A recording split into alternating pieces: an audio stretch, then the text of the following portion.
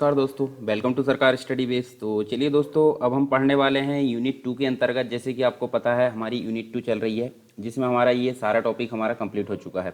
इसके बाद हमने जो है भारतीय राजनीतिक दल जो है उसके अंतर्गत देखें, भारतीय राजनीति में राजनीतिक दल, मतदान व्यवहार, सिविल सोसाइटी के बारे में देख लिए, राष्ट्रीय अखंडता और सुरक्षा से जुड़े मुद्दे देख लिए।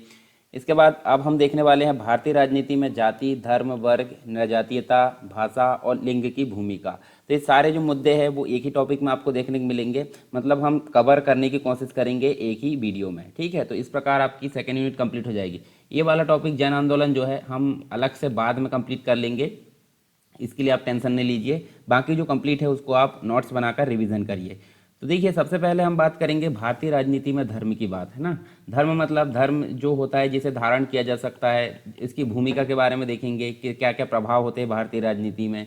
तो सबसे पहले धर्म के बारे में थोड़ी सी चीज़ें जान लेते हैं। जैसे कि धर्म को हम एक प्रकार से पाली भाषा की अगर बात करें, पाली यानी कि जो बौद्ध धर्म है उनकी एक पाली भाषा थी, उनके अंतर्गत देखें तो इसको धम्म बोला जाता है। भारतीय संस्कृति और भारतीय दर्शन की प्रमुख संकल्पना या फिर सिद्धांत इसको बोला जाता है। और धर्म शब्द का जो पश्चिमी भाषाओं में अगर देखें तो किसी समतुल्य शब्द का पाना बहुत कठिन होता है, मतलब इसके समतुल्य कोई शब्द हमको देखने को नहीं मिलता पश्चिमी भाषाओं में। इसके अलावा साधारण शब्दों में हम देखें तो धर्म बहुत से अर्थ है, धर्म के बहुत से अर्थ है, जिनमें से कुछ अगर देखें तो कर्तव्य है, अहिंसा है, न्याय है, सदाचरण है, सद्गुण है। ये सभी धर्म के एक प्रकार से अर्थ के रूप में माने जाते हैं। इसके अलावा धर्म का जो शाब्दिक अर्थ है अगर बात करें तो धारण किया जाने योग्य, यानी जिसे धारण कर सके, सबसे उचित धारणा इसको माना जाता है। अर्थात जिसको अगर देखें तो जिसे सबको धारण करना चाहिए, इसे एक प्रकार से धर्म कहा जाता है। जैसे हम बात करें हिंदू है, मुस्लिम है, ईसाई है, जैन, बौद्ध है, आदि जो धर्म है एक प्रकार से धर्म न होकर संप्रदाय या समुदाय मात्र हो सकते हैं, परंतु धर्म जो है एक प्रकार से इंसानियत का धर्म हम बोल सकते हैं। ठीक है, तो ये धर्म से भी परे, मतलब ऊपर उठकर उसको देखना चाहिए हमको। इसके अलावा संप्रदाय एक प्रकार की परंपरा को मानने वाले का समूह होता है। जैसे हिंदू जो है उसको मानने वाले को हिंदू परंपरा के अंतर्गत रखा जाता है, मुस्लिम धर्म को मानने वाले को मुस्लिम परंपरा के अंतर्गत। हालांकि धर्म अगर बोले तो इंसानियत एक धर्म होता है जो काफ़ी इंपॉर्टेंट हम देख सकते हैं। ऐसा माना जाता है कि धर्म मानव को मानव बनाता है, मतलब इंसानियत का अगर धर्म जिसने अपना लिया तो वो मानव को मानव बनाने का काम करेगा, काफ़ी इंपॉर्टेंट हो जाता है। अब जैसे हमारे भारत की अगर बात करूँ तो भारत में संविधान है, संविधान में आपको प्रस्तावना में धर्मनिरपेक्ष की एक बात कही गई है। धर्मनिरपेक्ष मतलब भारत के अंतर्गत किसी मतलब जो भी राज्य है, राज्य के द्वारा किसी विशेष धर्म को यहाँ पे मान्यता प्रदान नहीं की गई है, मतलब किसी एक धर्म को बढ़ावा नहीं दिया गया है, ये प्रस्तावना में बात की गई है। ठीक है, और राजनीति भी अगर देखें तो राजनीति में कहीं ना कहीं धर्म से प्रेरित होती हुई हमको दिखती हैं। जैसे व्यक्ति का जीवन है धर्म से चलता है, जैसे जन्म होता है व्यक्ति का, जो साधारण अगर देखें तो जैसे जन्म होता है, जन्म से लेकर मरण तक उसका जो है एक प्रकार से धर्म उसके आसपास देखने को मिलता है। जैसे हिंदू व्यक्ति जो है हिंदू रीति रिवाजों के अनुसार जीता है, मुस्लिम व्यक्ति मुस्लिम रीति रिवाजों के अनुसार, और कुछ अन्य जो धर्म के लोग हैं वो उनके अपने धर्म के रीति रिवाजों के अनुसार यहाँ पर जीते हैं। तो हम बात करें संपूर्ण जीवन जो है एक प्रकार से धर्म के आसपास घूमता है इंसान का। इसके अलावा इतिहास की भी मैं बात करूं तो इतिहास में आपको विश्व इतिहास में देखने को मिलेगा, धार्मिक युद्धों से भरा पड़ा विश्व इतिहास हमको देखने को मिलता है। भारत विभाजन में हम देख सकते हैं भारत पाक दंगे अपने एरिया को लेकर हिंदू मुस्लिम के यहाँ पे झगड़े देखने को मिलते हैं। मार्ले मिंटो सुधार जिसमें कम्युनल जो है अवार्ड जिसे हम बोल सकते हैं सांप्रदायिकता का जो है शुरुआत यहाँ पे की गई थी अंग्रेजों के द्वारा। मार्ले मिंटो सुधार 1909 में आया था। इसी के तहत हमें हिंदू मुस्लिम को अलग करने की यहाँ साजिश देखने को मिली थी। तो ये भी एक प्रकार से धर्म को यहाँ पर राजनीति में बढ़ावा मिल रहा है। फिर हिंदू महासभा की बात करते हैं, यहाँ फूट डालो शासन करो, इसके अलावा सारी चीज़ हम देख सकते, जैसे बाबरी मस्जिद कांड अभी तो सॉल्व हो गया है, परंतु इसको भी एक प्रकार से जो राजनीतिज्ञ है वो वोट बैंक के लिए अपनी एक प्रकार से रोटियां सेकते थे, मतलब जो पार्टी जो थी विद्वेष के कारण यहाँ पे वोट बैंक के लिए मतलब यहाँ पे लड़ाई दंगे की स्थिति हमको देखने को मिल जाती थी। और जो गांधी जी थे, गांधी जी के द्वारा भी कहा गया है, मतलब हम अगर बात करें कि धर्म जो है राजनीति में नहीं होगा तो ऐसा बिल्कुल नहीं है, धर्म राजनीति में होता है कहीं ना कहीं। तो गांधी जी का बोलना था कि मैं धर्म से अलग राजनीति की कल्पना नहीं कर सकता। तो जब इतने महान व्यक्ति अगर ऐसा बोल रहे हैं तो सिंपल सी बात हम भी बोल सकते हैं कि धर्म राजनीति में जरूर रहता है, परंतु इस हद तक नहीं रहना चाहिए कि वो देश की एकता, अखंडता या फिर जो अन्य प्रकार की जो प्रभुता है वो उसको खतरे में डाले। तो इस प्रकार से धर्म जो है राजनीति में नहीं रहना चाहिए, पॉजिटिव में रहे, ये हम मान सकते हैं। इसके अलावा जो है भारतीय राजनीति की अगर बात करूं मैं, तो भारतीय राजनीति में धर्म की जो भूमिका है उसके अंतर्गत हम देखेंगे बहुत सारी चीज़, जैसे कि धर्मनिरपेक्षता के बारे में बात की। धर्मनिरपेक्षता यानी कि हमारे भारत में प्रस्तावना में धर्मनिरपेक्षता की बात कही गई है, जिसमें किसी विशेष धर्म को यहाँ पे मान्यता प्रदान नहीं की गई है, ठीक है। फिर भी यहाँ पे इसको अनदेखा किया जाता है, यानी कि किसी धर्म विशेष को यहाँ पे राष्ट्र के ऊपर मान लिया जाता है। भारत में जो धर्म और जाति है एक दूसरे के संदर्भ में विरोधाभासी स्थितियों में रहते हैं हमेशा, और लोकतांत्रिक व्यवस्था में जो धर्मनिरपेक्षता है उससे आभास यह होता है कि जो राजनीति है, राजनीति व धर्म का पृथक्करण है। इसके अलावा देखें तो धर्म और राजनीति एक दूसरे से अलग रहते हैं, परंतु व्यवहार में यह प्रकरण होता नहीं है। धर्म राजनीति को प्रभावित करता है तथा राजनीति धर्म को प्रभावित करती है, तो ये भी हमको देखने को मिलता है। दूसरी चीज हमको देखने को मिलती है सामाजिक संरचना। तो सामाजिक संरचना के अंतर्गत जैसे भारत की बात करें तो भारत जैसे देश में जो धर्म है सामाजिक संरचना की जड़ों में एक प्रकार से विद्यमान है, यानी कि उपस्थित है, और जाति की भांति धर्म भी लोगों के जीवन में महत्वपूर्ण भूमिका निभाता है। तो जाति के बारे में अगला टॉपिक हम पढ़ेंगे, यानी कि भारतीय राजनीति में जाति की भूमिका। तो जिस प्रकार जाति अपनी महत्वपूर्ण भूमिका निभाती है उसी प्रकार धर्म भी, जैसे कि मैंने राष्ट्रीय एकता के संदर्भ में बात किया था, जैसे जाति है और धर्म है, इन दोनों से संबंधित काफ़ी जो है राष्ट्रीय एकता को खतरा यहाँ देखने को मिलता है भारत के अंतर्गत। ये काफ़ी लड़ाई दंगे यहाँ पे देखने को मिलते हैं जाति और धर्म को लेकर। तो यहाँ जाति जो है, जाति की भांति धर्म भी मनुष्य के एक प्रकार से जीवन भर मतलब उसके साथ में रहता है, और व्यक्ति अपना धर्म बदल कर दूसरा धर्म अपना लेते हैं। ऐसे उदाहरण भी हमको देखने को मिलते हैं, परंतु ये बहुत कम होते हैं। सामान्य धर्म जो है मतलब एक प्रकार से हमारे रीति रिवाजों, संस्कृति, जन्म मृत्यु के नियम, विवाह तथा जो समस्त व्यवहारिक जीवन है उसकी गतिविधियों का भी निर्देशन करते हैं, ठीक है। इसके अलावा हम यहाँ बात करें जैसे कुछ ऐतिहासिक मुद्दों की बात करें, तो ऐतिहासिक मुद्दों के अंतर्गत हम देख सकते हैं जो जाति है, जाति की तरह भी धर्म भी जो है दो तरफा काम करता है। जैसे सकारात्मक रूप से अगर देखें तो धर्म अपने अनुयायियों को एकता के सूत्र में बांधे रखता है, और एक धर्म से संबंधित लोगों में एकता का होना स्वाभाविक होता है। ऐतिहासिक घटनाओं में भी हमको एक प्रकार से इस प्रकार की चीज़ें देखने को मिलती है, जैसे समस्त युगों एवं समाजों में परस्पर विरोधी धर्मों के मध्य तनाव भी होते दिखते हैं। साथ में हम अगला देखें सांप्रदायिकता की बात करते हैं, तो सांप्रदायिकता यानी कि जो राजनीति है, भारतीय राजनीति, भारतीय संदर्भ में अगर देखें तो राजनीति एवं जो सांप्रदायिकता है धर्म के राजनीतिकरण की एक प्रकार से फसल रही है, ठीक है। मतलब एक प्रकार से बीच का काम इसने किया है। और हमारे देश में सांप्रदायिकता अंग्रेजी उपनिवेश मतलब 1909 में 1909, साथ में 1919 और 1935 यहाँ पे अंग्रेजों के द्वारा एक प्रकार से ये जहर घोला गया था सांप्रदायिकता का। तो इसी के तहत हम अगर देखें तो धर्म का काफ़ी राजनीतिकरण यहाँ पे देखने को मिलता है। इसके अलावा भारत विभाजन की अगर बात करें तो भारत विभाजन जो फूट डालो और शासन करो, ये जो नीति अपनाई गई थी, ठीक है। इसके अलावा अंग्रेजों के द्वारा बंगाल विभाजन के समय, साथ में भारत विभाजन यानी कि जो पाकिस्तान है और भारत, इसके बीच में हम देख सकते हैं काफ़ी धर्म को लेकर काफ़ी लड़ाई दंगे हुए, ठीक है। इसके अलावा अगर देखें तो देखिए कुछ राजनीतिक दल होते हैं। राजनीतिक दल की अगर बात करें तो अपने शासनकाल के दौरान जो अंग्रेज हैं, अंग्रेजों ने धर्म के आधार पर राजनीतिक दलों को प्रोत्साहित किया, जैसे मुस्लिम लीग है, हिंदू महासभा है, अकाली दल है। अंग्रेजों ने परस्पर सांप्रदायिक दंगों को आग में तेल डालने का प्रयास किया था, और अपने साम्राज्यवादी लक्ष्यों की प्राप्ति के लिए देश में फूट डालो और राज करो की नीति यहाँ पे अपनाई थी। साथ में देखें लास्ट जो है पंथ निरपेक्षता, तो भारत के संविधान में अनेक धारा में एक प्रकार से जो विधान पालिका होती है या फिर जो भी विधान बनाती है, उनके अनेक कानूनों से भारतीय राज्य तंत्र की पंथ निरपेक्षता स्पष्ट आभास होती है।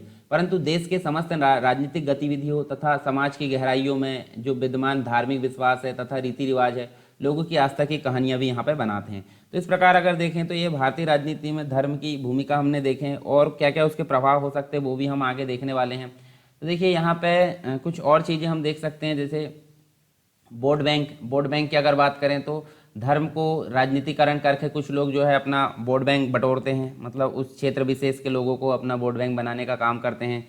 आरक्षण भी एक प्रकार से धर्म मतलब आरक्षण व्यवस्था भी अगर देखें तो मतलब आरक्षण धर्म के आधार पर आरक्षण की प्रवृत्तियाँ भी काफ़ी जोर पकड़ रही है। साथ में जो मंदिर मस्जिद है, मंदिर मस्जिद की अगर बात करें तो वो अन्य धार्मिक संस्थान के अंतर्गत जो मंदिर मस्जिद भी है वो राजनीतिक अभियानों के मंच भी बन रहे हैं। इसके अलावा जो चुनावी टिकट है, राजनीतिक दल चुनावी टिकट, मंत्री पद तथा अन्य सुविधाएं प्रदान करते समय धर्म के तत्व को एक प्रकार से अनदेखी हुए भी, मतलब एक प्रकार से तत्व की अनदेखी चाहते हुए भी नहीं कर पा रहा है। मतलब टिकट जो है किसी धर्म विशेष का यहाँ पे पक्ष लिया जा रहा है टिकट को प्रदान करने में मंत्री पद के लिए। इसके अलावा मतदाताओं का संग्रहण किया जाता है। यहाँ पे जो धर्म है, धर्म के माध्यम से मतलब मतदाता जो वोट बैंक होता है उसको सभी दलों के द्वारा यहाँ पे ये काम किया जाता रहा है।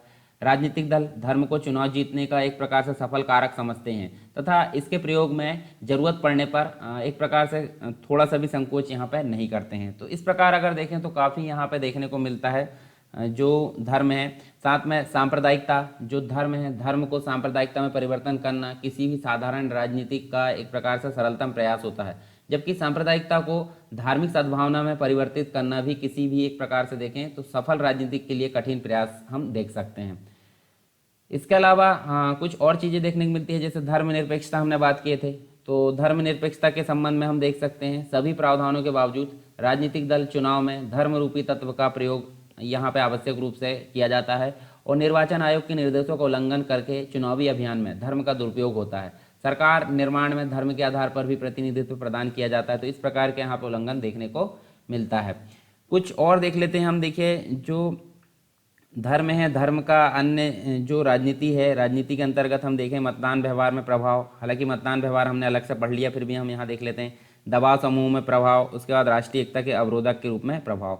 तो देखिए मतदान व्यवहार की अगर बात करें तो ये जो धर्म है वो अन्य महत्वपूर्ण कारक के रूप में आता है, क्योंकि पहला जो कारक है वो जाति के रूप में आता है। ठीक है, जाति यहाँ पे मतदान व्यवहार के निर्धारक में काफ़ी सहायक सिद्ध होती है। और राजनीतिक दल की अगर बात करें तो वो सांप्रदायिक प्रचार करते हैं क्षेत्र विशेष में और अपने वोट बैंक को यहाँ पे बटोरते हैं। मतदाताओं की धार्मिक भावनाओं का भी शोषण यहाँ पे किया जाता है।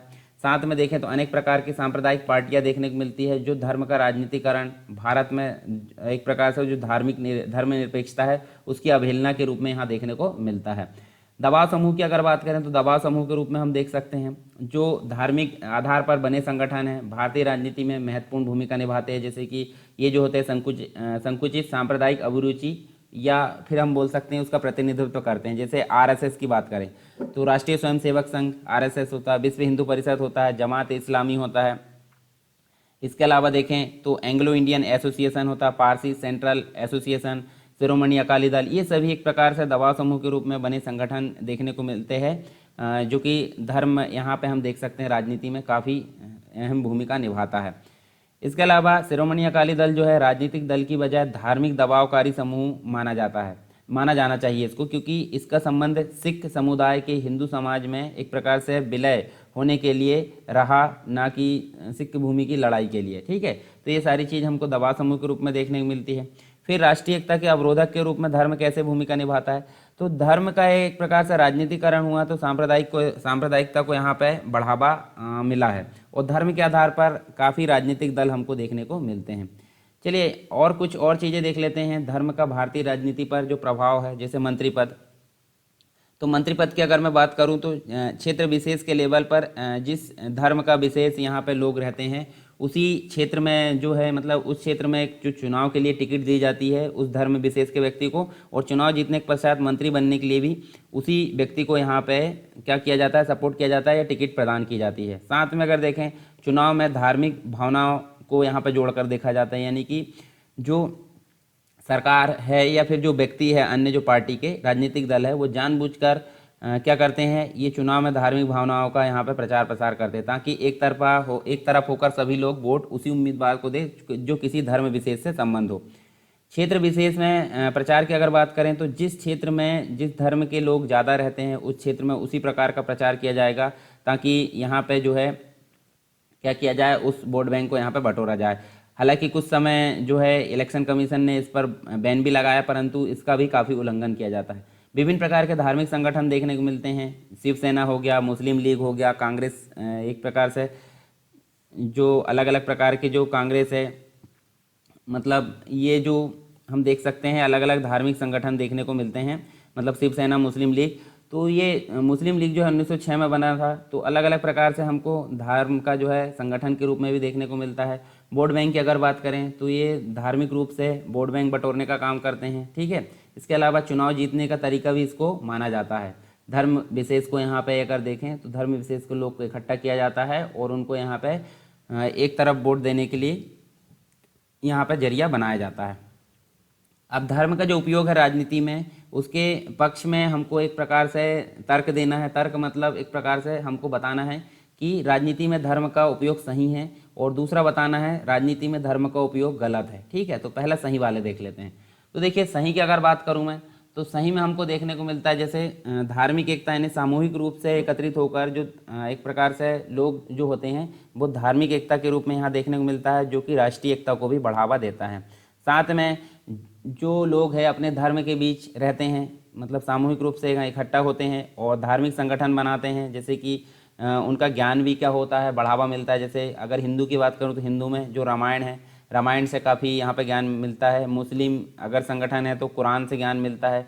तो जो पूर्वजों के द्वारा जो ज्ञान संकलित करके गए, मतलब संकलित कर दिया गया है, उसको यहाँ नष्ट होने से बचाव होता है, मतलब ज्ञान को बढ़ावा मिलता है। ये धर्म का एक प्रकार से पक्ष में बोला गया है राजनीति में।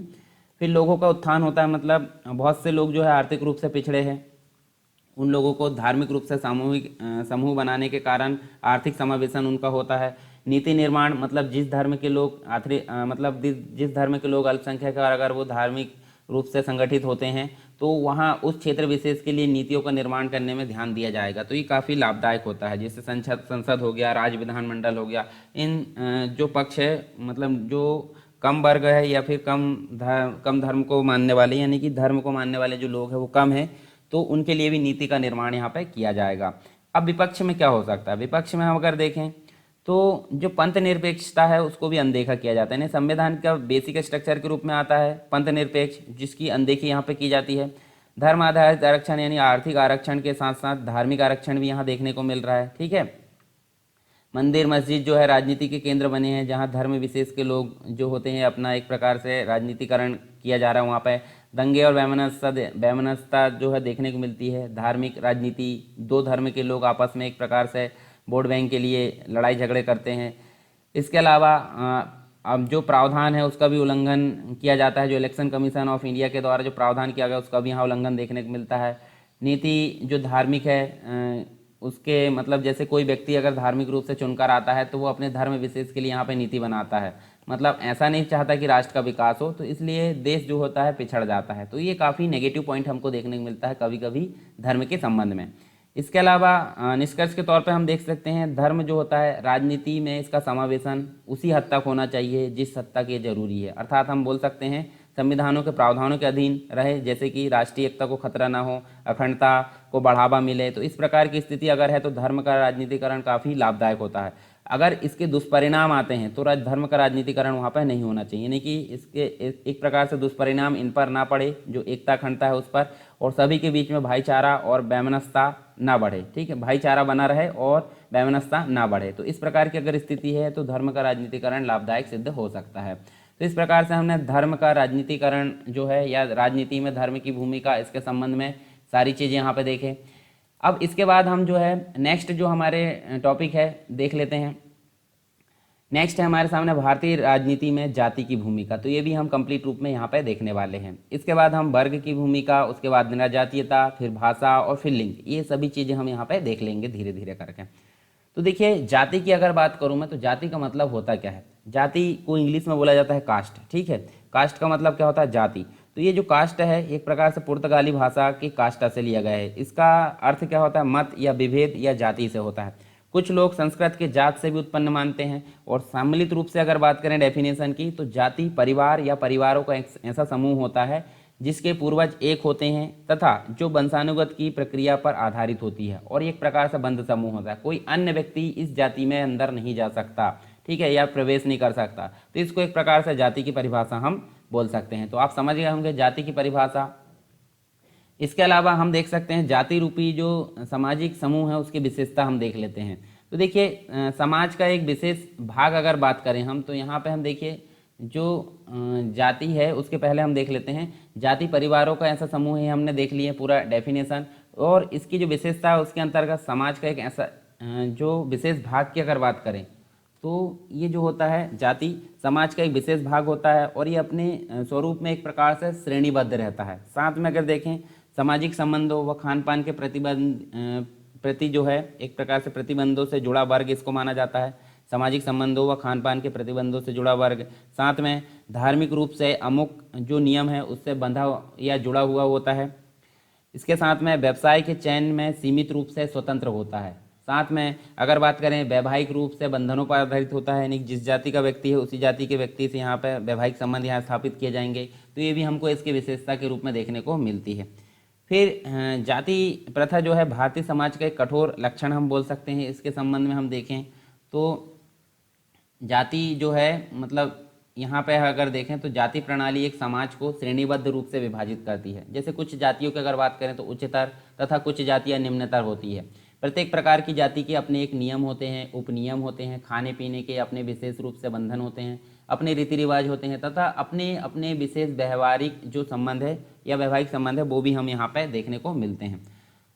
तो इसी के अंतर्गत अगर देखें जाति के अंतर्गत तो हम देख सकते हैं सबसे पहले इसका जो उदय है वो हमको प्राचीन समय में देखने को मिलता है। यानी जाति प्रथा को समझने के लिए उसके उदय के विकास को समझना काफ़ी जरूरी होता है, जिसका जो उदय है वो प्राचीन समय में देखने को मिलता है। वर्ण व्यवस्था से इसका जो है एक प्रकार से उदय देखने को मिलता है। वर्ण व्यवस्था यानी कि 4 प्रकार के वर्ण थे, जो ब्राह्मण थे, क्षत्रिय थे, वैश्य थे और शूद्र। तो ये 4 प्रकार के वर्ण, इनसे ही जाति का उदय हमको देखने को मिलता है। 4 वर्गों में इनको बांटा गया था। जैसे इन वर्गों को जन्म के आधार पर नींव मिल गई और वर्ण व्यवस्था ने जाति व्यवस्था का रूप धारण कर लिया। साथ में देखें तो जो वर्ग है एक प्रकार से वर्ग है, वर्ण है, उनको जटिल रूप प्रदान कर दिया गया जन्म की नींव ने।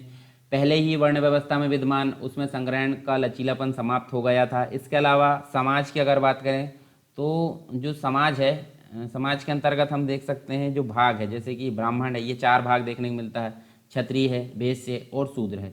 तो इन्हीं के अंतर्गत हम देख सकते हैं ब्राह्मण का मतलब क्या होता है। ब्राह्मण का मतलब होता है यह जो होता है एक प्रकार से आपने पढ़ा भी होगा हिस्ट्री में, बौद्धिक आध्यात्मिक आवश्यकताओं की पूर्ति करते हैं और इनका जो उद्भव है ईश्वर के मुख से माना जाता है। ठीक है, और इनका उद्भव है भुजाओं से माना जाता है और इनका उद्भव जांग या फिर उदर से माना जाता है। साथ में शूद्र की अगर बात करें तो ये पैरों से इनका उद्भव माना जाता है। तो इसलिए सबसे ऊपर ब्राह्मणों को रखा गया था, फिर क्षत्रियों को, यानी ब्राह्मण जो है पूजा पाठ या फिर ज्ञान शिक्षा से संबंधित थे, क्षत्रिय रक्षा करने से संबंधित थे, वैश्य यानी व्यापारी की बात करें, शूद्र यानी कि इन तीनों की सेवा करने वाला। तो इस प्रकार से हम देखें तो इनके एक प्रकार से ये सारी चीज़ें हमको देखने को मिली थी जो पुराने समय में 4 वर्ण हुआ करते थे। इसके अलावा जाति प्रथा की अगर बात करें तो जाति प्रथा जो है उसके अंतर्गत देखने को मिलती है काफ़ी जटिलता देखने को मिलती है। जैसे कि वर्ण व्यवस्था में जाति व्यवस्था तथा जाति से जातियाँ और उपजातियाँ यहाँ पे बनी। जैसे जैसे यह श्रेणियाँ बनती गई वह बढ़ती गई और वैसे वैसे उनमें काफ़ी जटिलता भी हमको देखने को मिलती है। ठीक है, उनके श्रेणीकरण का जो एक प्रकार से फैलाव होता गया और इन जातियों व उपजातियों में अपने अपने नियमों की कठोरता भी बढ़ते गई। तो ये भी हमको देखने को मिलता है। फिर बहुत सारी चीज़ें हमको देखने को मिलती है, जैसे अत्याचार और दमन की अगर बात करें तो जो उच्च जाति हुआ करती है, उच्च जाति का निम्न जातियों पर विशेषता अगर देखें तो शूद्र पर काफ़ी अत्याचार और दमन देखने को मिला। ठीक है, तीव्र होता गया ये और उन पर होने वाला अपमान तथा उनके शोषण में जो काफ़ी उनका है शोषण बढ़ता गया। भारत में जाति तथा केवल हिंदुओं तथा तक सीमित नहीं, यह एक प्रथा है, अन्य धर्मों में भी हमको देखने को मिल जाती है। इसके अलावा राजनीतिकरण व्यवस्था का लोकतंत्रीकरण की अगर बात करें तो भारतीय परिप्रेक्ष्य में हमारी राजनीति व हमारे समाज में जाति की विशेष भूमिका देखने को मिलती है। और सकारात्मक व नकारात्मक में अगर देखें तो भारत ने हमारी जो राजनीतिक व्यवस्था का लोकतंत्रीकरण किया है, इसके अनुसार जाति में नकारात्मक भूमिका यह रही है कि इसने समाज में वर्गीय रूप की संस्थाओं को विकसित करने में कोई विशेष भूमिका नहीं निभाई है। इसके अलावा नेक्स्ट हमको देखने को मिलता है राजनीतिक दलों को महत्वपूर्ण समर्थन देखने को मिलता है यहाँ पे, यानी कि जो जाति है, जाति ने जो है लोगों का संग्रह किया, एकत्रित हुए। और हम देख सकते हैं यहाँ पे देखिए भारत में अनेक राजनीतिक दलों का जो है जाति की ओर महत्वपूर्ण समर्थन प्राप्त हुआ, चाहे वह 1956 की बात करें, ठीक है, उसमें रिपब्लिक पार्टी हो, या फिर 1982 में बहुजन समाज पार्टी। बहुजन समाज दलित जैसे जो दल है वोट बैंक कर रहे हैं और जाति के कारण मतों का ध्रुवीकरण एक प्रकार से देखने को मिलता है और ऐसे अनेक उदाहरण भी हम देख सकते हैं।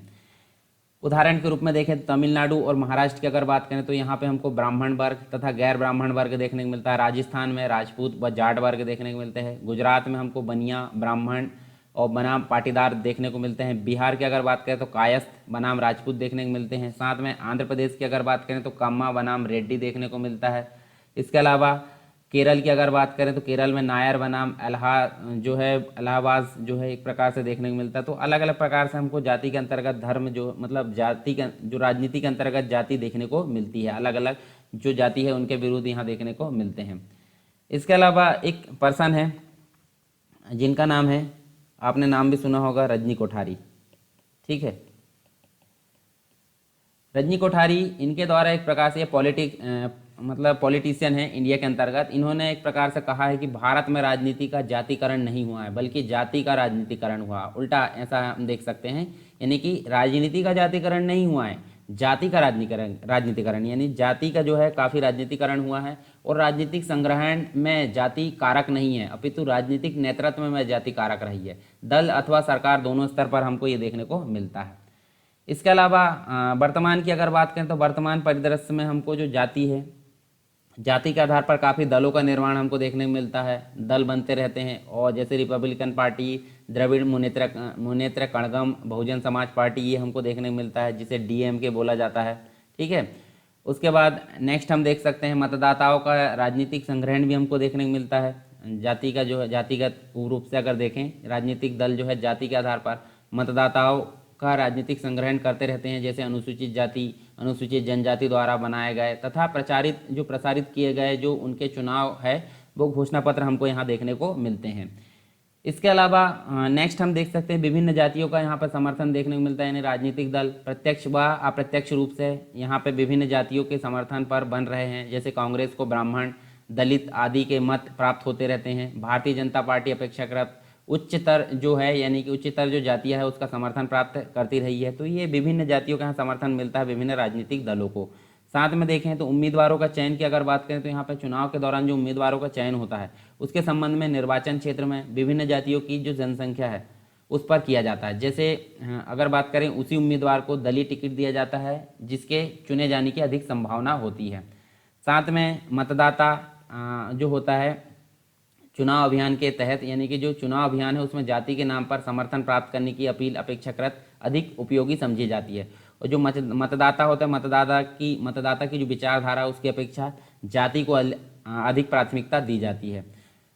साथ में जो स्वयं गवर्नमेंट की अगर बात करें, गवर्नमेंट मतलब सरकार की अगर बात करें तो अपने निर्णय में जाति के तथ्य को नहीं भूल पाती, यानी कि उदाहरण के रूप में हम मंडल कमीशन देख सकते हैं। ठीक है, मंडल कमीशन की स्वीकृति की घोषणा इस तथ्य को भी काफ़ी पुष्टि करती है। तो यहाँ पे हमने देखे हैं जाति का एक प्रकार से बहुत सारी चीज़ें देखें। और मंत्रिमंडल में भी जो गठन है, मंत्रिमंडल का गठन होता है वो जाति के कारण वहाँ पे अगर देखें तो अनदेखी नहीं की जा सकती जाति की। ठीक है, जाति का यहाँ महत्वपूर्ण रोल देखने को मिलता है। तो देखिए यहाँ पे हम कुछ प्रभाव और देख लेते हैं। जो है जाति का राजनीति में काफ़ी प्रभाव देखने को मिलता है।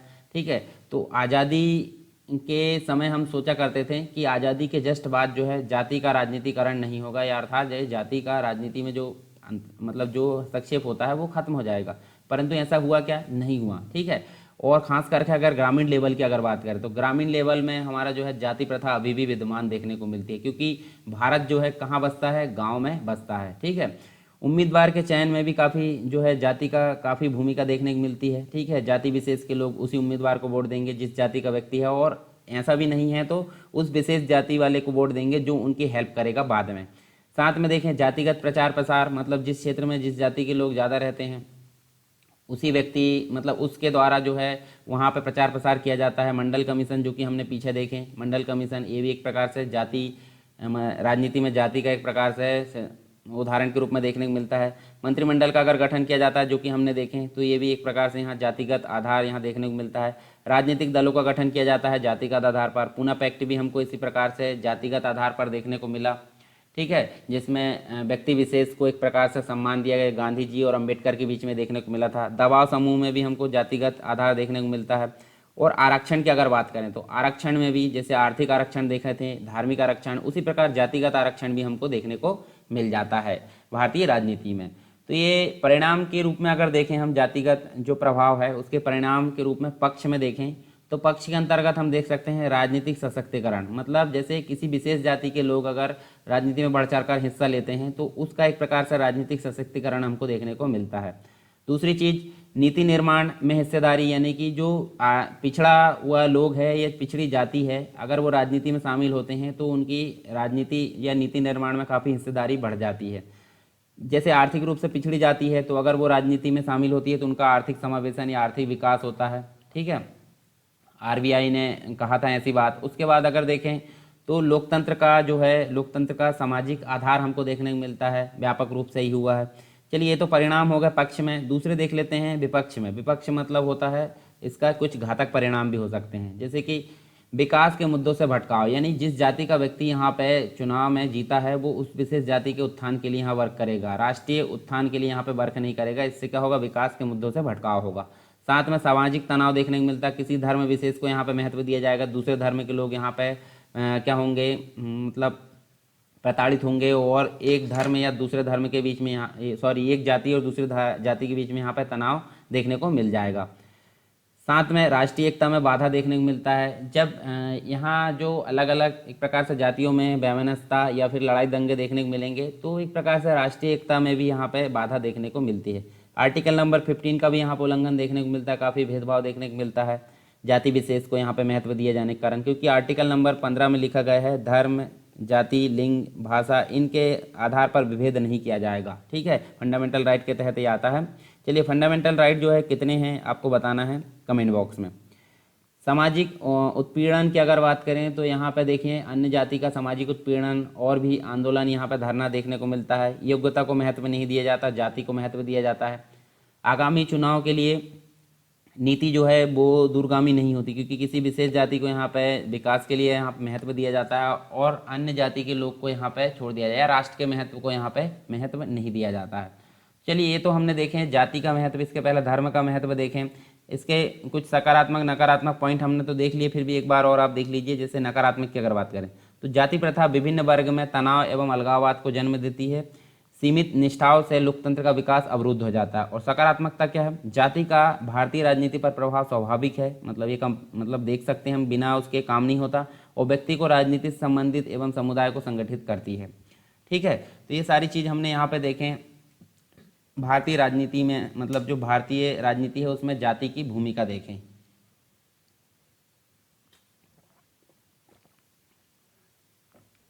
चलिए, नेक्स्ट बात करते हैं भारतीय राजनीति में वर्ग की भूमिका।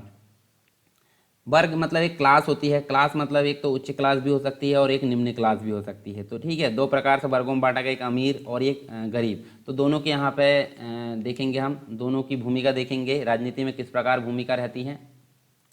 ठीक है, तो ये सारी चीज़ हम यहाँ पे देखने वाले हैं। तो जैसे वर्ग की अगर बात करें तो वर्ग का मतलब क्या होता है, तो एक पर्सन थे कार्ल मार्क्स, इनके द्वारा बोला गया है कि जहाँ प्राइवेट प्रॉपर्टी का अस्तित्व हो वहाँ पर वर्ग का होना अनिवार्य होता है। ठीक है, अब प्राइवेट प्रॉपर्टी वाले जो समाज है वो दो वर्ग में यहाँ पे बांटा जा सकता है। एक तो सर्वहारा होता है और एक होता है यहाँ पे बुर्जुआ वर्ग। अब सर्वहारा का मतलब क्या होता है, सर्वहारा मतलब होता है गरीब वर्ग। ठीक है, और बुर्जुआ वर्ग का मतलब होता है अमीर वर्ग। ये आप देख सकते हैं, दो वर्ग यहाँ पे देखने को मिलते हैं। जैसे आप गरीब है तो गरीबी की संख्या कैसी होगी, ज़्यादा होगी, गरीब लोग जो है उनकी संख्या ज़्यादा होगी, और जो अमीर है उनकी संख्या कम होगी। मतलब जो गरीब है उनकी संख्या ज़्यादा तो होती है, परंतु उनके पास जो प्रॉपर्टी रहती है, प्रॉपर्टी मतलब जो संपत्ति रहती है, वो कैसी रहती है, वो कम रहती है। ठीक है, साथ में वो जीवन का जो निर्वाह है वो कैसे व्यतीत करते हैं, मजदूरी है या फिर इसी प्रकार का कुछ वर्क करके यहाँ जीवन व्यतीत करते हैं। अब अमीर वर्ग जो है काफ़ी कम रहते हैं और इनके पास जो प्रॉपर्टी रहती कैसी रहती है, वो अधिक रहती है। ठीक है, और ये काफ़ी आरामदायक जीवन व्यतीत करते हैं। आरामदायक का मतलब क्या होता है, काफ़ी विलासिता पूर्ण जीवन है। और साथ में जो गरीब है, गरीबों के प्रति एक प्रकार से गरीबों का शोषण करते हैं या गरीबों पर अत्याचार करने का काम कौन करते हैं, अमीर वर्ग करते हैं। इस विषमतापूर्ण मतलब दोनों के बीच में कैसी है, काफ़ी विषमता देखने को मिलती है। और इस विषमतापूर्ण, शोषणपूर्ण, अन्यायपूर्ण, असामाजिक, अमानवीय एवं अनैतिक वातावरण में जो सर्वहारा यानी गरीब है और अमीर वर्ग में काफ़ी तनाव देखने को मिलता है और संघर्ष की स्थिति भी यहाँ देखने को मिलती है। जो अमीर वर्ग है, अमीर वर्ग के द्वारा कभी कभी क्या होता है, गरीब वर्ग की एकजुटता को कमज़ोर करने का भी प्रयास किया जाता है, जिससे अमीर वर्ग को लघु अवधि में सफलता, लेकिन दीर्घ समय में अगर देखें तो असफलता का सामना भी यहाँ पे करना पड़ता है। अब यहाँ देखिए भारतीय राजनीति और वर्ग की अगर बात करें तो इनमें दोनों में क्या संबंध हो सकता है। तो वर्ग का संघर्ष हमको देखिए, जैसे हमने देखें अमीर और गरीब में जो संघर्ष देखने को मिलता है वो हमको भारतीय राजनीति में इस प्रकार से कठोर देखने को नहीं मिलता जैसा कि हमने सोचा। अब यहाँ देखें भारत में प्राइवेट प्रॉपर्टी में के अंतर्गत समाज में दो वर्ग हमने देखे, जैसे एक अमीर वर्ग और एक गरीब वर्ग, ठीक है। तो इसमें दोनों के बीच काफ़ी तनाव होते रहता है, क्रांति की स्थिति भी देखने को मिलती है, जिसके अंतर्गत जो है सर्वहारा वर्ग की अगर बात करें तो इसमें एकता का अभाव देखने को मिलता है, ठीक है। एकता नहीं होती, परंतु गरीब वर्ग में कैसा होता है, गरीब वर्ग में एकता देखने को मिलती है, एकत्रित होकर ये काम करते हैं और इस एकता को तोड़ने का काम अमीर वर्ग के द्वारा भी किया जाता है।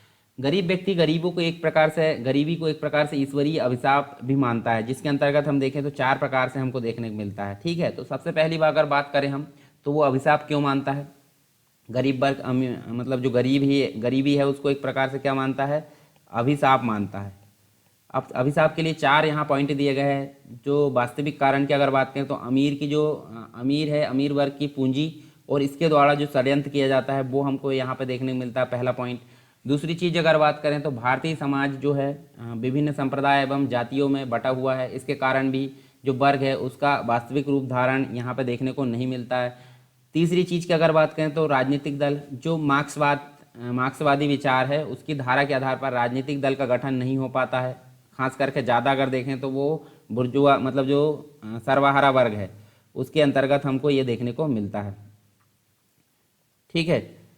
तो यहाँ देख सकते हैं ये सर्वहारा जो है, सर्वहारा का मतलब भी गरीब होता है, ये आपको याद रखना है। हमने जो बुर्जुआ वर्ग है यानी कि अमीर वर्ग है उसमें एकता नहीं होती है, ये हमने देखा था, ठीक है। तो देखिए यहाँ पे जो अवधारणा है कौन सी, सोवियत संघ में हम देखे थे। सोवियत संघ की अगर बात करें तो सोवियत संघ के पतन ने जो है वर्ग की अवधारणा को काफ़ी हतोत्साहित किया। तो ये चार पॉइंट हमको देखने को मिलते हैं, गरीबी को एक प्रकार से अभिशाप इनको माना गया है चार पॉइंट के आधार पर। तो ये चीज़ आपने देखा। इसके बाद हम अब महत्वपूर्ण चीज़ देख लेते हैं, वर्ग की भारतीय राजनीति में भूमिका। वर्ग की भारतीय राजनीति में भूमिका कैसे कैसे हो सकती है, जैसे मुख्य रूप से अगर देखें तो राजनीतिक दलों के निर्माण के संबंध में, प्रत्याशियों के चयन के संबंध में, मत व्यवहार के संबंध में, सरकारी निर्णय के संबंध में, राजनीतिक पुरस्कारों के वितरण के संबंध में। तो ये सारी चीज़ हमको देखने को मिलते हैं। तो चलिए एक एक करके हम जान लेते हैं। यहाँ पे सबसे पहली अगर बात करें राजनीतिक दल के निर्माण के संबंध में, राजनीतिक दल के निर्माण के संबंध में जो वर्ग है उसकी भूमिका क्या हो सकती है। तो राजनीतिक दल के निर्माण के संबंध में हम देखें तो जो भारतीय राजनीति है उसमें वर्ग की भूमिका कम होती है। फिर भी अगर देखें तो राजनीतिक दल का निर्माण जो है वो वर्ग के आधार पर ही हमको देखने को मिलता है। सबसे पहली बात साम्यवादी पार्टियाँ। तो साम्यवादी पार्टियों का निर्माण मार्क्सवादी विचारधारा के आधार पर, साथ में गरीब जो सर्वहारा वर्ग है उसके समर्थन के कारण हुआ था, यानी कि गरीब वर्ग यहाँ पर देखने को ज़्यादा मिलता है। और कांग्रेस की अगर बात करें तो कांग्रेस की स्थापना में जो अमीर वर्ग है, अमीर वर्गों का सहयोग ज़्यादा देखने को मिलता है। इसके अलावा देखें तो सिद्धांत के रूप में भले ही राजनीतिक दल अपने निर्माण का आधार कुछ अन्य बताए, लेकिन ओरिजिनल रूप से अगर देखें तो लगभग जो 50% पार्टियाँ होती है उसमें अगर देखें, मतलब अगर सिंपल बोले तो 100% पार्टियों में 50% जो पार्टियाँ होती है वो किसी न किसी वर्ग से जुड़ी होती है, और अन्य दल पूंजीवादी वर्ग से अपने व्यवहार जोड़े रहते हैं। अब यहाँ देखिए मार्क्सवाद के संबंध में एक जो है, मार्क्सवाद की अगर मैं बात करूँ तो मार्क्सवाद के संबंध में आपको देखने को मिलेगा सामाजिक राजनीतिक दर्शन में मार्क्सवाद उत्पादन के साधनों पर सामाजिक स्वामित्व द्वारा जो है वर्ग विहीन समाज की स्थापना करना चाहता है, यानी किसी वर्ग की वहाँ पे जो है अवेलेबिलिटी नहीं होना चाहिए, यानी कि वहाँ कोई वर्ग अवेलेबल नहीं होना चाहिए। ये सिद्धांत कहता है मार्क्सवाद का। और इसमें न्याय से कोई वंचित नहीं रहेगा, ये भी यहाँ माना जाता है। और मानवता एकमात्र जाति होगी, तो ये भी यहाँ पे माना जाता है। तो ये राजनीतिक दलों के निर्माण के संबंध में हमने देखे हैं वर्ग की भूमिका। दूसरी चीज़ अगर बात करें यहाँ पे, दूसरी चीज़ हमको देखने को मिलती है जो प्रत्याशी है, प्रत्याशियों के चयन के संबंध में वर्ग की भूमिका देख लेते हैं। तो देखिए प्रत्याशियों के चयन में राजनीतिक दलों का एक प्रकार से काफ़ी दृष्टिकोण देखने को मिलता है। जैसे जो साम्यवादी पार्टी है तथाकथित रूप से अगर देखें तो साम्यवादी पार्टियाँ अपने वर्ग या फिर अपने कैडर को ही टिकट देती है, ठीक है। साम्यवादी पार्टियाँ अपने वर्ग को ही टिकट देती हैं। और यहाँ पे साम्यवादी पार्टी को छोड़कर अगर देखें तो यहाँ पे बुर्जुआ यानी कि अमीर वर्ग को यहाँ पे टिकट दिया जाता है। तो ये भी एक प्रकार से प्रत्याशियों के चयन में भी ये भूमिका हमको देखने को मिलती है वर्ग की। फिर नेक्स्ट जो है मत व्यवहार। मत व्यवहार मतलब मतदान जो बिहेवियर है उसके संबंध में भी हमको देखने को मिलता है। भारत के विभिन्न प्रदेश जैसे कि पश्चिम बंगाल हो गया, ठीक है, यहाँ पे वर्गीय आधार पर मतदान होता है। साथ में केरल की अगर बात करें तो दोनों राज्यों में मतदान वर्ग के आधार पर तय होता है, ठीक है। इसके अलावा सरकारी निर्णय की अगर बात करें तो सरकारी निर्णय में भी हमको जो है वर्ग की भूमिका काफ़ी इंपॉर्टेंट देखने को मिलती है। जैसे भारत सरकार की अगर बात करें तो भारत सरकार द्वारा जो भी निर्णय लिए जाते हैं वो किसी न किसी रूप में वर्गों के हित से उनको जोड़ा जा सकता है।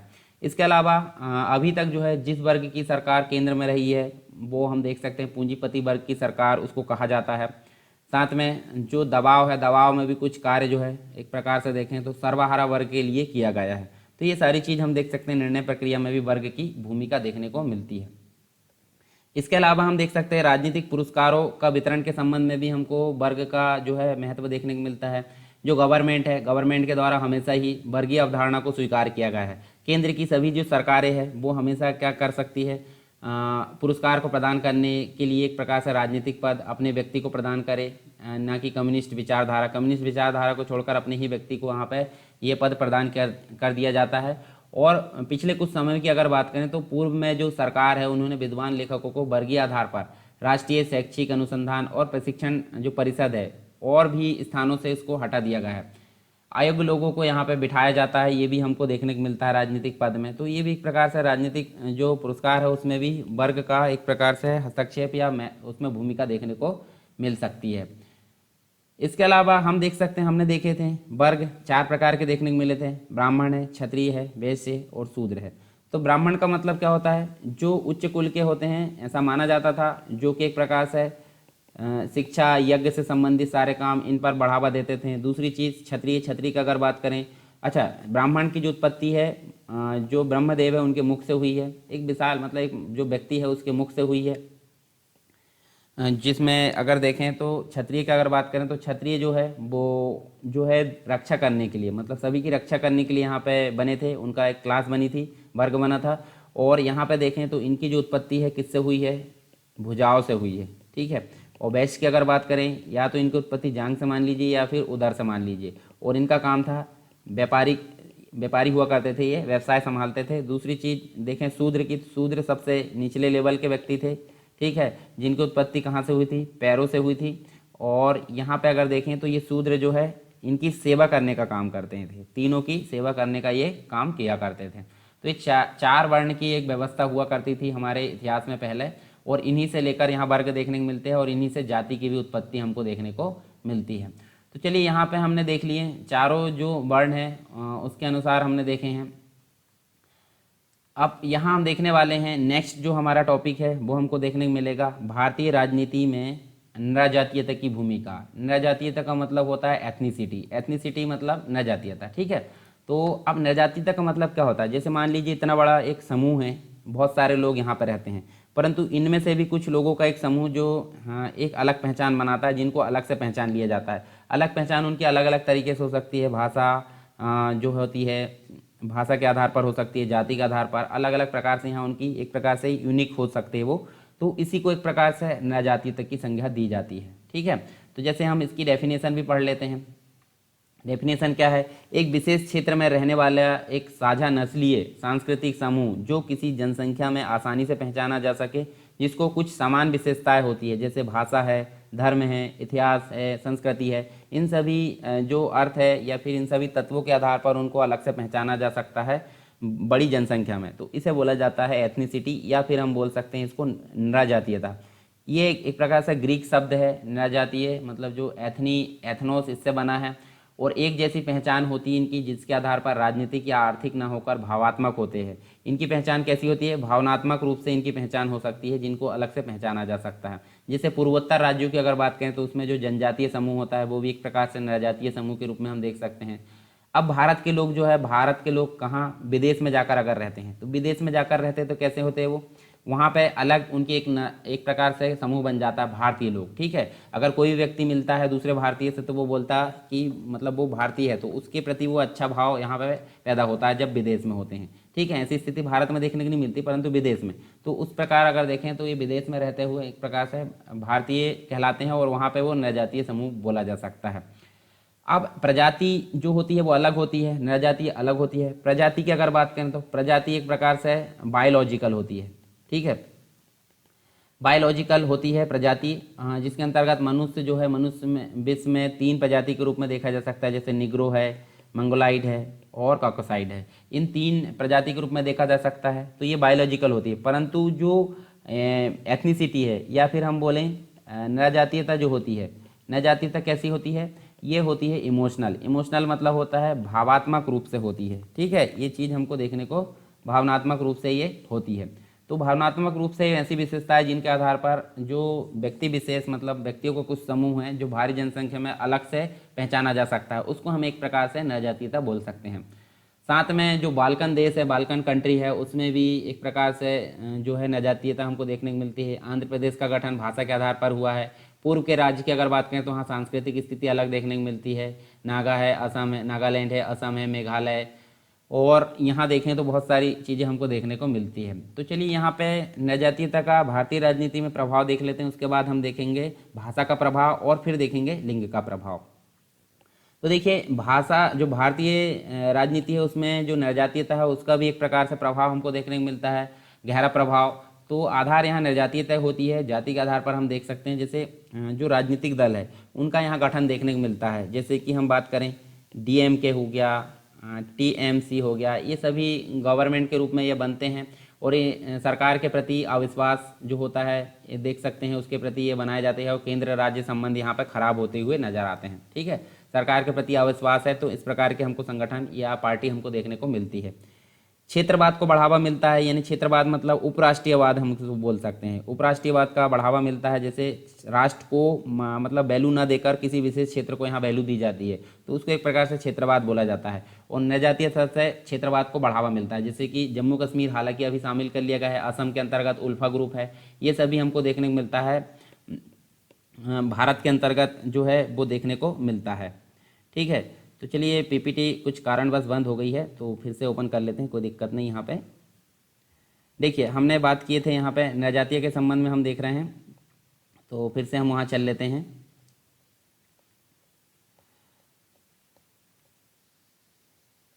देखिए यहाँ पे नरजातीयता की बात कर रहे हैं हम, जैसे जो क्षेत्रवाद है, क्षेत्रवाद को बढ़ावा मिलता है तो हमने उसकी बात की है। क्षेत्रवाद मतलब विशेष क्षेत्रवाद को यहाँ महत्व दिया जाता है। इसके अलावा राष्ट्रीय एकता को भी काफ़ी ठेस देखने को मिलती है, उसकी अखंडता को ठेस। जैसे जो नेता होते हैं इसे राजनीतिक एजेंडा बना लेते हैं, जैसे तमिलनाडु में हिंदी का विरोध देखने को मिलता है, त्रिभाषा जो कार्यक्रम है स्कूल में उसका भी विरोध देखने को मिला था। साथ में वोट बैंक की राजनीति हमको देखने को मिलती है। विकास यहाँ पे नहीं देखा जाता, पूर्वोत्तर में पहले आम चुनाव का बहिष्कार हुआ था, ठीक है, ये भी हमको देखने को मिलता है। राष्ट्रवाद के प्रतिमान की अगर बात करें तो राष्ट्रवाद के प्रतिमान एक प्रकार से अलग अलग हो सकते हैं और भारत में विविधता बहुत देखने को मिलती है। साथ में देखें तो विशेष पहचान बनाए रखने के लिए काफ़ी संघर्ष यहाँ पे होता है नरजातीय लोगों का। जैसे कुकी नागालैंड की अगर बात करें तो बिहारी जो है, कुकी नागालैंड में बिहारी और वर्सेस जो मराठी होते हैं वो भी हमको यहाँ पे देखने को मिलते हैं। राज्यों के निर्माण में भी यहाँ पे जो है इसका एक प्रकार से कारण हम देख सकते हैं, ठीक है। तो भारतीय राजनीति में इस प्रकार से हमने प्रभाव देखे। इसके विभिन्न प्रकार के क्वेश्चन हमको देखने को मिलते हैं। जैसे मैं सुझाव आया था, ठीक है, तो उसमें क्या बोला गया था कमेंट में कि जो भी वीडियो बनाया जाता है उसमें आपको जो है 10 जितने भी इंपॉर्टेंट क्वेश्चन होते हैं मेंस के वो बनाया जाए। तो आगे से मैं प्रयास करूँगा ऐसा बनाने की, ठीक है। 3rd यूनिट आएगी उसमें, ठीक है, आपको टेंशन नहीं लेना किसी भी प्रकार से। इसके अलावा जो नरजातीयता है, नरजातीयता के बाद हम देख सकते हैं हमको क्या देखने को मिलती है, भाषा। तो हम देखेंगे अब भारतीय राजनीति में भाषा। तो देखिए आपको यहाँ पे 3 पुरानी जड़ देखने को मिलेगी। 3 पुरानी जड़ कौन कौन सी, एक तो क्षेत्रवाद देखने को मिलेगा, दूसरा जातिवाद देखने को मिलेगा और तीसरा जो है सांप्रदायिकता यानी कि धर्म का जो राजनीतिकरण वो देखने को मिलेगा।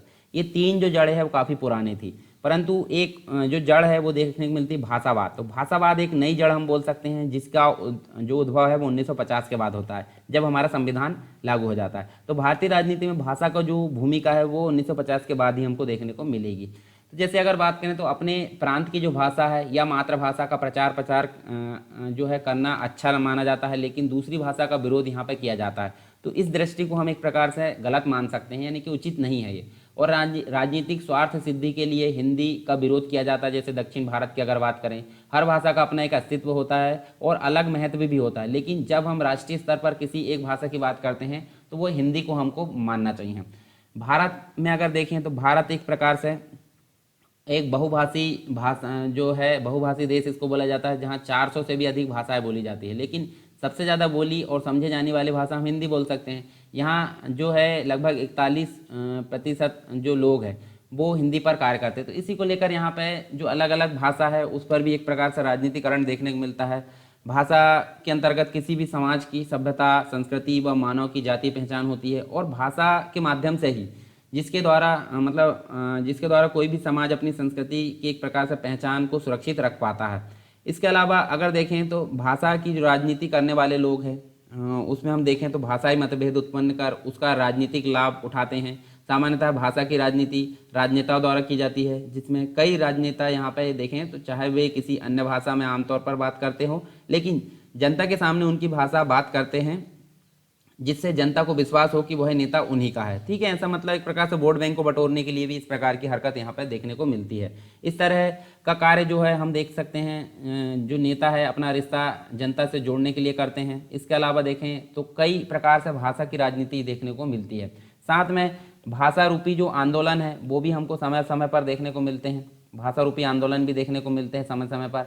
जैसे भारत में हिंदी और भारतीय भाषाओं को उनका उचित स्थान दिलाने के लिए किए गए जो आंदोलन थे, जो 1988 है, 1988 की बात करें तो 1988 में हमको जो है उसके आरंभ में ये आंदोलन देखने को मिले थे। भारत को एक प्रकार से जो अंग्रेजी शासन था उसका यहाँ पे विरोध किया जा रहा था, और आंदोलनकारियों की मांग थी कि 1968 के जो भाषाई संसदीय संकल्प है उसको लागू किया जाए, मतलब जो अंग्रेजी है उसको स्थान पर हिंदी का यहाँ पे लागू किया जाए। तो चलिए यहाँ पे भारतीय भाषा में वो जो भारतीय राजनीति उसमें भाषा की भूमिका के अंतर्गत दो चीज़ें हमको देखने को मिलेगी। एक तो मतदान व्यवहार में भाषा की भूमिका, दूसरी राष्ट्रीय एकता में अवरोध के रूप में भाषा की भूमिका। ठीक है, तो राजनीति में भाषा की भूमिका के अंतर्गत हम ये देख रहे हैं। तो पहली चीज़ तो अगर बात करें तो देखिए भाषाई विचार भी जो है लोगों के मतदान व्यवहार को काफ़ी प्रभावित करती है, यानी भारतीय राजनीति में काफ़ी अहम भूमिका होती है। चुनाव के दौरान अगर देखें तो जो भाषाई भावनाएं उभर कर उनके निर्णय को प्रभावित करती है, और भाषा के आधार पर देखें तो जो है राज्यों का पुनर्गठन हमको देखने को मिलता है। खास करके अगर बात करें 1965 की, तो 1965 के बाद हमको यहाँ पे स्पष्ट रूप से जो राजनीति में भाषाई कारक का महत्व दर्शाता है। खास करके देखें तमिलनाडु की अगर बात करें तो तमिलनाडु में जो डीएमके पार्टी, तथा आंध्र प्रदेश में जो टीडीपी है, ठीक है, तो यहाँ देखें तेलुगु देशम पार्टी जिसे बोला जाता है, जैसे जो दल है उनका निश्चित रूप से भाषा के आधार पर इनका उदय देखने को मिलता है। साथ में अगर बात करें राष्ट्रीय एकता की, तो राष्ट्रीय एकता में भी अवरोध के रूप में जो भाषा है वो काम करती है, और इसकी जो जड़ है वो हम देखें तो 1950 के बाद यहाँ देखने को मिलती है, जैसे कि मैंने अभी बात किया था पीछे। इसके अलावा जो भाषावाद है, भाषावाद का अर्थ क्या होता है, अपनी एक विशेष भाषा के प्रति प्रेम और दूसरे भाषा बोलने वालों के प्रति घृणा। और भाषावाद का जो विषय है वो हम देखें तो क्षेत्रवाद हो सकता है, सांप्रदायिकता हो सकती है, और जातिवाद, इनकी तरह ही राजनीतिक प्रक्रिया का परिणाम हो सकता है। इसके अंतर्गत दो चीज़ें हमको देखने को मिलती है, एक तो राज्यों का पुनर्गठन और दूसरा मिलता है राजभाषा का निर्धारण। तो देखिए जो आंध्र प्रदेश है, आंध्र प्रदेश का गठन हुआ था 1953 में, और इसी के तहत अगर देखें तो काफ़ी देशव्यापी मांग हुई थी आंध्र प्रदेश के गठन के लिए। मद्रास से अलग होकर यह बना था 1953 में। इसी के पश्चात राज्य पुनर्गठन आयोग आया था 1956 में, जिसके तहत बहुत सारे सुझाव दिए गए थे भाषा के आधार पर पुनर्गठन करने के लिए। भारत का नक्शा जो है परिवर्तित होता रहा, और बाद में मुंबई है, पंजाब है, असम है, इनको अलग अलग बांटा गया। और साथ में देखें 1956 के पश्चात 2000 तक टोटल मिलाकर 28 राज्य और 7 केंद्र शासित प्रदेश देखने को मिलते हैं, जबकि 1956 में 14 राज्य और 6 केंद्र शासित प्रदेश हमको देखने को मिले थे। इसके अलावा हम बात करें तो यहाँ पे हमको जो है राजभाषा अधिनियम देखने को मिलता है 1963 में। इसके द्वारा जो कानून है उसके द्वारा हिंदी को संघ की राजभाषा बनाने का या दक्षिण मतलब एक प्रकार से दर्जा देने के लिए दक्षिण भारत में काफ़ी विरोध देखने को मिलता है। खास करके पश्चिम बंगाल में जो विरोधी आंदोलन थे इन्होंने जन्म लिया, ठीक है। और केंद्रीय सरकार ने आश्वासन दिया कि गैर हिंदी भाषा बोलने वाले चाहे तो वो अपने जो है अंग्रेजी को एक सहायक भाषा के रूप में प्रयोग कर सकते हैं। स्कूलों के अंतर्गत देखें तो स्कूलों के अंतर्गत हमको जो है त्रिभाषा सूत्र देखने को मिला, जैसे अंग्रेजी है, हिंदी है और एक क्षेत्रीय भाषा, तो उसको भी तमिलनाडु के द्वारा जो है अभी तक लागू नहीं किया गया। परिणाम स्वरूप क्या हुआ हिंदी जो है भारत के समग्र संस्कृति की लोक भाषा के रूप में नहीं उभर सकी, जैसे कि संविधान निर्माताओं के द्वारा सपना देखा गया था। तो ये सारी चीज़ हमको देखने को मिलती है। भाषा जो है राजनीति में, भाषा की कुछ भूमिका, तो ये थोड़ा इम्पोर्टेंट था। ठीक है, अब हम देख लेते हैं नेक्स्ट जो है हमारे सामने, भारतीय राजनीति में लिंग की भूमिका। ठीक है, मतलब महिला पुरुषों में जो एक प्रकार से विभेद किया जाता है उसी के संबंध में हम यहाँ पे देखने वाले हैं। तो देखिए, महिलाओं का राजनीतिक प्रतिनिधित्व की अगर मैं बात करूँ तो यहाँ पे हमको जो है ये कोई एक प्रकार से छुपी हुई बात तो नहीं है कि औरतों की भलाई या उनके साथ समान व्यवहार करने वाले जो मुद्दे हैं पर्याप्त ध्यान नहीं दिया जाता। इसी के चलते विभिन्न जो नारीवादी आंदोलन है, मतलब अगर ध्यान नहीं दिया जाएगा तो नारीवादी आंदोलन देखने को मिलेंगे, नारीवादी समूह देखने को मिलेंगे। तो इस प्रकार की यहाँ पे चीज़ें देखने को मिलते जाती है। तो यहाँ देखिए, जब तक औरतों का सत्ता पर नियंत्रण नहीं होगा तब तक इस समस्या का निपटारा नहीं हो सकता। और इस लक्ष्य को हासिल करने का जो एक तरीका हम देखें तो जनता के द्वारा जो है चुने गए प्रतिनिधियों में महिलाओं की हिस्सेदारी बढ़ाने का यहाँ पे विशेष योगदान होना चाहिए। तो भारत में सबसे पहले अगर बात करें विधायिका, ठीक है, विधायिका मतलब होता है संसद के अंतर्गत। अगर बात करें तो संसद के अंतर्गत हमको जो है अनुपात बहुत कम देखने को मिलता है। खास करके लोकसभा में 2010 में अगर देखें तो 2009 की बात कर लेते हैं। लोकसभा में 2009 की अगर बात करें तो 10% के आसपास हमको जो है महिलाओं की हिस्सेदारी देखने को मिली थी, किसमें, विधायिका के अंतर्गत। और राज्यों की विधान सभा जो है यानी कि राज्य विधानमंडल के अंतर्गत देखें तो ये 5% से भी कम हमको देखने को मिलती है। तो यहाँ देखिए, भारत इस मामले में अगर देखें तो भारत इस मामले में जो अफ्रीका है और दक्षिण अमेरिका, इन देशों से भी काफ़ी पीछे देखने को मिलता है। इन मामले में भारत जो है दुनिया में सबसे पीछे या नीचे स्तर पर हमको देखने को मिलता है। ठीक है, कभी भी अगर देखें तो भारतीय राजनीति के अंतर्गत जो महिला है, महिला को अगर चीफ मिनिस्टर या फिर प्राइम मिनिस्टर बना दिया जाता है तो भी हम देख सकते हैं जो निचले स्तर पर जो पुरुष है उनका ही वर्चस्व बना रहता है। मतलब महिलाओं की भूमिका अभी भी हम देख सकते हैं यहाँ पे कम देखने को मिलती है। और पूरी दुनिया में अगर देखें तो हमको यही स्थिति देखने को मिलती है। खास करके भारत की स्थिति अगर बात करें, जिसके अंतर्गत जो है भारत विकासशील देश है, तो विकासशील देशों के संदर्भ में राजनीतिक स्थिति में जो राजनीतिक भागीदारी में महिलाओं की स्थिति काफ़ी दयनीय देखने को मिलती है। ठीक है, इसी के संदर्भ में हम बहुत सारी चीज़ें देखेंगे। तो ये जो समस्या है इसको सुलझाने का एक प्रकार से तरीका क्या है? इस समस्या को सुलझाने का तरीका एक प्रकार से निर्वाचित संस्थाओं में महिलाओं के लिए कानूनी रूप से एक प्रकार से उचित हिस्सा तय कर देना चाहिए। भारत में जो पंचायती राज है, जैसे 73 और 74 जो कॉन्स्टिट्यूशन अमेंडमेंट आया था, 73वां संविधान संशोधन और 74वां संविधान संशोधन हुआ आया था, उसमें भारत में पंचायती राज के अंतर्गत कुछ ऐसी व्यवस्था की गई है, मतलब आरक्षण की व्यवस्था की गई है स्थानीय सरकारों द्वारा। तो पंचायतों और नगर पालिका में 1/3 पद महिलाओं के लिए आरक्षित कर दिया गया। आज जो है भारत के ग्रामीण और जो शहरी एक प्रकार से स्थानीय निकाय, उसमें निर्वाचित महिलाओं की संख्या कैसी हो गई है, 10 लाख। हम 10 लाख से भी ज़्यादा हम देख सकते हैं। जो महिला संगठन है और कार्यकर्ता है उसकी मांग है कि लोकसभा और राज्य विधानसभा की भी 1/3 सीट महिला के लिए आरक्षित हो। तो ऐसा यहाँ पे मांग की जा रही है। संसद में इस आशय का एक विधेयक भी पास हुआ, परंतु कई वर्षों तक उस विधेयक को लटका पड़ा रहा है, यानी कि एक प्रकार से कुछ नहीं मिला, आउटपुट कुछ नहीं आया। सभी राजनीतिक पार्टियां इस विधेयक को लेकर एकमत नहीं है और यह पास भी नहीं हो सका। हम देखें तो लैंगिक जो विभाजन है, इस बात की एक मिसाल हम देखने को मिलती है। कुछ खास किस्म के जो सामाजिक विभाजन है उसको राजनीतिक रूप देने की ज़रूरत है। इससे क्या होगा, इससे यह भी पता चलता है कि जब सामाजिक विभाजन एक राजनीतिक मुद्दा बन जाता है तो वंचित समूह को किस तरह लाभ होता है। तो यहाँ हमको देखने को मिलता है जो महिला है, महिलाओं से भेदभाव भरे व्यवहार का मसला राजनीतिक तौर पर ना उठता तो उनको लाभ मिल पाना संभव था क्या, ऐसा हम देख सकते हैं। तो ये हमको देखने को मिलता है। इसके अलावा कुछ और चीज़ें हम देख सकते हैं, जैसे 2015 की मैं बात करूं तो 2015 में हमको एक प्रकार से जो लोकतंत्र है, लोकतंत्र में महिलाओं को एक प्रकार से दुनिया भर में लगभग सभी जगह मताधिकार मिल गया था। ठीक है, तो उसी प्रकार भारत की अगर बात करें तो यहाँ पे भी ऐसा हुआ था। और लिंग आधारित कोटा यहाँ पे देखने को मिलता है। तो यहाँ इस कोटे के जरिए जो प्रतिनिधित्व है, प्रतिनिधित्व में महिलाओं का जो है रुझान या महिलाओं का प्रतिनिधित्व बढ़ता दिखा। नीतियों में भी हम देख सकते हैं, नीतियों में भी महिलाओं के हितों के पक्ष में परिवर्तन हुआ। साथ ही लैंगिक समानता में काफ़ी सुधार देखने को मिल जाता है। इसके अलावा हम देखें तो जो नागरिक है, नागरिक के अंतर्गत अगर देखें तो महिलाएं पूरी दुनिया में और ख़ास करके जो भारत है, भारत में हम देखें तो देशों में राजनीतिक क्षेत्र में कम दिखती और कम बोलती नज़र आती है। इसी के अलावा भारत में एक जो है एक प्रकार से सर्वे देखने को मिलता है साथ में अगर देखें तो राजनीतिक व्यवहार में इस लैंगिक अंतर की मात्रा जो है राजनीतिक व्यवहार में जाति आधारित अंतर की अपेक्षा काफ़ी अधिक रही है, जो अधिकांश शोध का फोकस रहा है। भारत में सर्वे की अगर बात करें तो भारत में सर्वे के अंतर्गत जो प्रातिनिधिक आंकड़े हैं वो दर्शाते क्या है कि ग्राम सभा में जो पुरुष है, पुरुषों का औसतन देख सकते हैं 25 से 33%, और महिलाओं की अगर बात करें तो 6 से 11% देखने को मिलता है, जिसमें काफ़ी अंतर देखने को मिलता है, यानी कि लैंगिक असमानता देखने को मिलती है यहाँ पर। और इससे अगर देखें तो हम देख सकते हैं काफ़ी अंतर देखने को मिलता है। खास करके यहाँ देखिए मध्य प्रदेश के संदर्भ में हम एक चार्ट देख लेते हैं जिसमें लैंगिक अंतर को दर्शाया गया है। जैसे इसको मैं बड़ा करके दर्शाऊं तो देखिए पंचायतों में अगर मतदान की बात करूं तो यहाँ पे आप देख सकते हैं पंचायतों में मतदान को 97% यहाँ पुरुष दिखते हैं और 93% महिलाएं दिखती हैं। और विधायक के मतदान की अगर बात करें तो 94% पुरुष दिखते हैं और 74% महिलाएं दिखती हैं।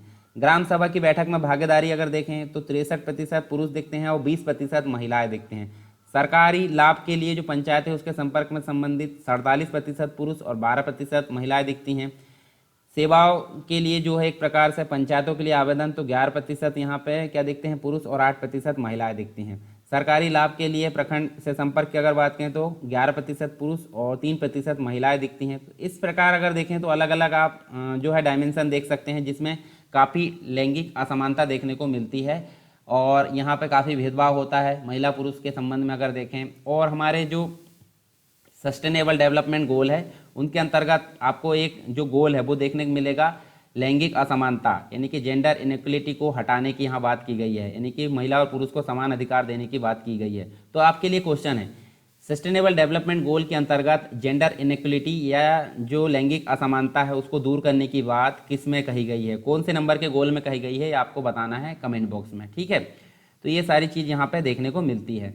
तो महिला जो होती है महिलाओं की राजनीतिक भागीदारी पुरुष की अपेक्षा कम रहती है, मतलब महिला जो है महिला की भागीदारी कम रहती है और पुरुष की भागीदारी यहाँ पे हमको ज़्यादा देखने को मिलती है। लेकिन देश के अंदर अगर बात करें तो उनके बीच इस मामले में महत्वपूर्ण अंतर होता है। जैसे खास तौर पर हम देखें तो भारत के मामले में महिलाओं की राजनीतिक भागीदारी औसतन कम रहती है, लेकिन ज़मीनी स्तर पर महिलाओं के जो आंदोलन है काफ़ी उभरे होते हैं। उनके कारण महत्वपूर्ण जो राजनीतिक परिवर्तन है वो देखने को मिलते हैं। और भारत में एक उल्लेखनीय उदाहरण भी हमको देखने को मिलता है, जैसे हम देखें तो हमको गुलाबी गैंग देखने को मिलती है, आपने नाम भी सुना होगा गुलाबी गैंग। उत्तर भारत में महिलाओं के इस अनौपचारिक समूह को एक प्रकार से गुलाबी साड़ियों की वजह से इनको ये नाम मिला है। और गैंग ने जो है घरेलू हिंसा में कमी के लिए संघर्ष भी किया है, वह ध्यान देने लायक एक प्रकार से राजनीतिक ताकत भी बन गई है। तो ये सारी चीज़ हम यहाँ पे देख सकते हैं। तो इस प्रकार से हमने जो है बहुत सारी चीज़ें यहाँ पे देखें हैं। तो चलिए एक बार हम रिव्यू मार लेते हैं हमने क्या क्या चीज़ें यहाँ पे पढ़ लिया है। तो चलिए यहाँ पे देखने वाले हैं हम भारतीय राजनीति में धर्म की भूमिका, यानी कि हम देखिए भारत जो भारतीय राजनीति है, भारतीय राजनीति के संदर्भ में हम देख सकते हैं जाति के संदर्भ में हमने देखे हैं धर्म, वर्ग, जनजातीयता, भाषा और लिंग, इनकी भूमिका देखे हैं। ये सारी चीज़ हमारी यहाँ कंप्लीट हो गई है।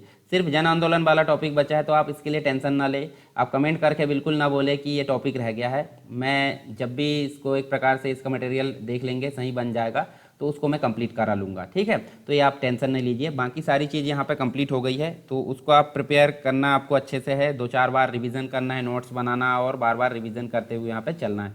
और टेलीग्राम चैनल को आपको ज्वाइन करना है। साथ में टेलीग्राम का जो उत्तर लेखन ग्रुप है, मेंस के लिए उत्तर लेखन की जो प्रैक्टिस होती है प्रतिदिन, उसको भी आपको ज्वाइन करना है अगर नहीं करे हैं तो। और जिसने भी ज्वाइन नहीं किया है उसको आप जोड़ सकते हैं उसमें। ठीक है, आप खुद जोड़ सकते हैं, आपके पास पावर है। इस प्रकार आपको यहाँ देखने को मिलेगा। तो चलिए यहाँ देख लेते हैं, हमने धर्म के संबंध में हमने देखे हैं भारतीय राजनीति में धर्म की भूमिका। इसके अलावा देखिए ये सारी चीज़ें हमने देखे हैं मतदान व्यवहार में, भारतीय राजनीति में इसका प्रभाव, धर्म के उपयोग में पक्ष में तर्क और विपक्ष में तर्क हमने देखे।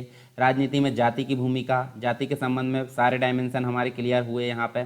इसके बाद हमने नेक्स्ट जो देखें भारतीय राजनीति में वर्ग की भूमिका देखें, सर्वहारा वर्ग और बुर्जुआ वर्ग हमने देखें। इसके बाद हमने यहाँ पे जो है भारतीय राजनीति में नजातीयता की भूमिका देखें, यानी कि अलग नस्ल जो है, अलग पहचान जिसकी होती है, छोटा सा जो ग्रुप होता है लोगों का, उसको नजातीयता की संज्ञा हम दे सकते हैं। इसके बाद नेक्स्ट जो है हमने भाषा की भूमिका देखें और लास्ट जो है हमने भारतीय राजनीति में लिंग की भूमिका। तो ये सारी चीज़ हमारी यहाँ पे कंप्लीट हो चुकी है। तो इस प्रकार हमारी सेकेंड यूनिट यहाँ पे कंप्लीट हो जाती है। इसके जस्ट बाद हम जो है यूनिट 3 स्टार्ट करेंगे। तो यूनिट 3 में क्या है वो हम वहीं पर डिस्कस करेंगे। तो लेक्चर आपको कैसा लगा ज़रूर बताया। अगर पसंद आया तो आप लाइक कर सकते हैं, लाइक ज़रूर करें और शेयर साथ में ज़रूर करें, ठीक है, अगर पसंद आया तो। ये आपका दायित्व है, आपकी जिम्मेदारी है। जिस प्रकार मेरा दायित्व है आपके लिए समय पर और अच्छा कंटेंट उपलब्ध कराना, मतलब समय पर वीडियो आ जाता है, तो उसी प्रकार आपका दायित्व होना चाहिए कि अगर लेक्चर पसंद आया तो लाइक भी करें और साथ में शेयर भी करें, ठीक है। दूसरे लोगों को ज़्यादा से ज़्यादा इसमें जोड़ें ताकि उनको भी फ़ायदा हो। तो इस प्रकार आपको चलना है, और कुछ कमी है, कुछ सुझाव है तो आप कमेंट बॉक्स में ज़रूर बताएं। तो चलिए दोस्तों, मिलते हैं नेक्स्ट लेक्चर में, तब तक के लिए जय हिंद।